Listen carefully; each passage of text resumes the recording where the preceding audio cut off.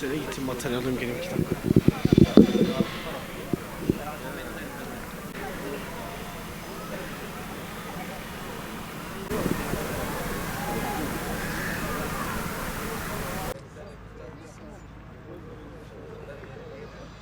Aileye uzanan eller kırılsın. Aileye uzanan eller kırılsın. Aileye uzanan eller kırılsın. Aileye uzanan eller kırılsın. Onlar ki yeryüzünde bozgunculuk yaparlar da ıslah etmezler. Şuara 152. Toplumun temel dinamiğini oluşturan aileyi yok etmek amacıyla şer odakları tarafından fonlanan ve yaygınlaştırılmaya çalışılan LGBT sapkınlığı sosyal medya ve dijital platformlar başta olmak üzere sanattan sinemaya, müzikten siyasete varana kadar çeşitli yöntemlerle yaygınlaştırılmaya çalışılmaktadır. Küresel kültürün baronları tarafından LGBT sapkınlığı birçok alanda teşvik edilmekte ve özendirilmektedir. Çocukları da eşcinsellik batağına düşürmek için her yolu denemektedir.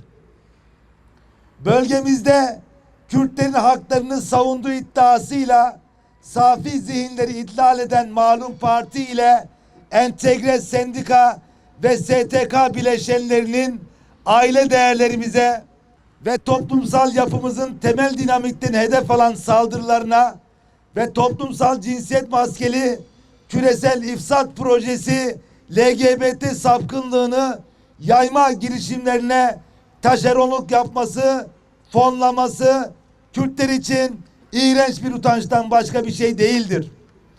Bizler değerlerinden beslenen Eğitimciler Birliği Sendikası olarak küresel ifsadı ve yerli taşeronlarını ifşa etmek ve basın açıklaması ile tehlikeye işaret etmek için burada toplandık. Sivil toplum kuruluşları içinde yaşadıkları toplumun değerlerine ve tercihlerine saygı duymalı ve göstermelidir. Aynı zamanda kendilerini toplumun geçmişi ve bugünü yorumlamasından, geleceğe dair beklentilerinden ve hayallerinden dışarıda tutamazlar. Eğitim Sen'in 10 Mart tarihinde okullarda ders olarak gerçekleştireceğini kamuoyuna duyurduğu toplumsal cinsiyet eşitliği dersi eylemi ideolojik körlüğün ve toplumuna yabancılaşmanın en bariz örneği olarak karşımızda durmaktadır. Eğitim Sen'in özgürlükler alanındaki sicili amaçlarının eğitimde fırsat eşitliği ve kız öğrencilerin okullaşması olmadığını ayan beyan ortaya koymaktadır.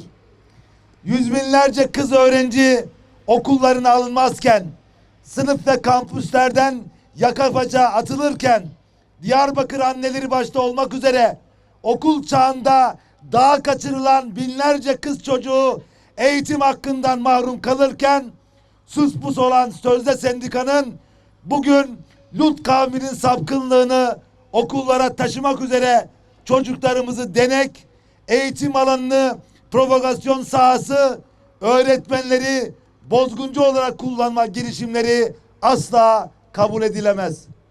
Sendika kisvesine bürünmüş bu örgütlü kötülük, eğitimde fırsat eşitliği, ayrımcılığa son vermek, şiddete karşı olmak, kadın hakları gibi masum söylemlerin arkasına gizlenerek aile yapımızı, manevi değerlerimizi, okul iklimimizi ve hukuk kurallarımızı hedef almaktadır.